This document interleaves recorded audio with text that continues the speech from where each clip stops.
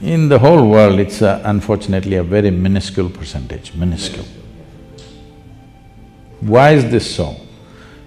Why is it people are not conscious? The fundamental reason is they have taken themselves too seriously. They don't understand that they're just a pop-up on the planet. They'll pop up and pop out, but big fuss about that. What is me has become too important. What is me means my physical form is me, essentially, isn't it? So, once my limitations become very important, there is no way to be conscious. You're just becoming self-defeating in the process, it doesn't matter how hard you try. The only and only reason why the entire world is not naturally enlightened is they're dead serious about their lives. They've not come to ease with their life, they're too serious about it. See, you've just been through an engineering online process. If you take the very solar system, in this cosmos, this solar system is a tiny speck. In that speck, planet Earth is a microspeck. In that microspeck, Los Angeles is a super microspeck. In that, you're a big man. This is a serious problem, it's not a small problem.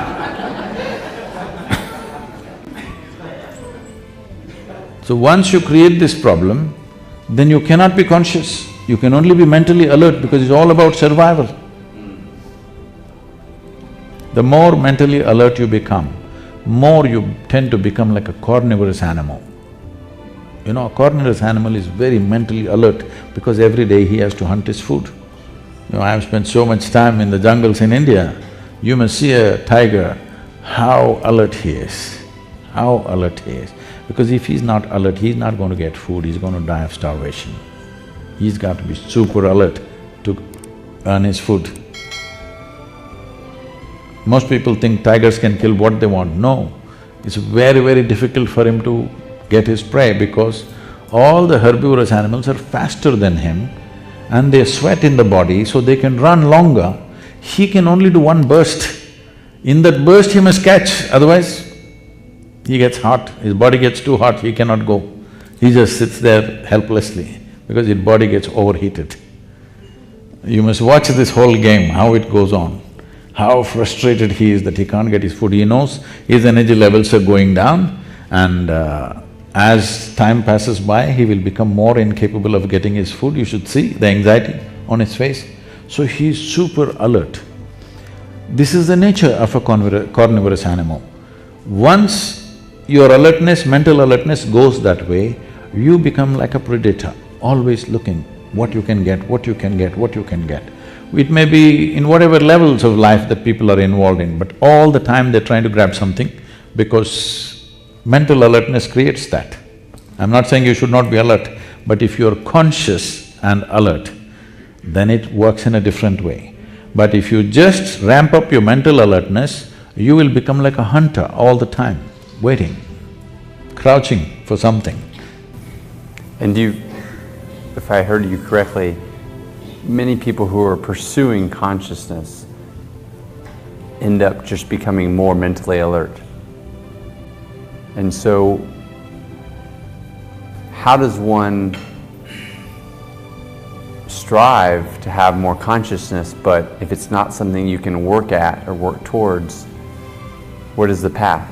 See, the very question when you say to pursue consciousness, how will you pursue consciousness? Or I guess a higher consciousness. In which direction will you pursue?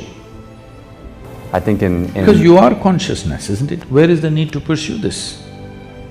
See, we can pursue certain levels of competence in the world. See, we can pursue a skill, we can pursue certain levels of competence in the world which will make us a little better with whatever we are doing.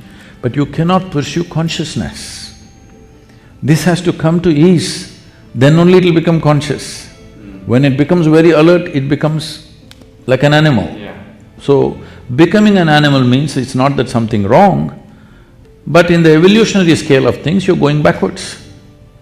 See, the most significant aspect of being human is this, that you can determine the nature, the scope and the pace of your evolution unlike any other creature.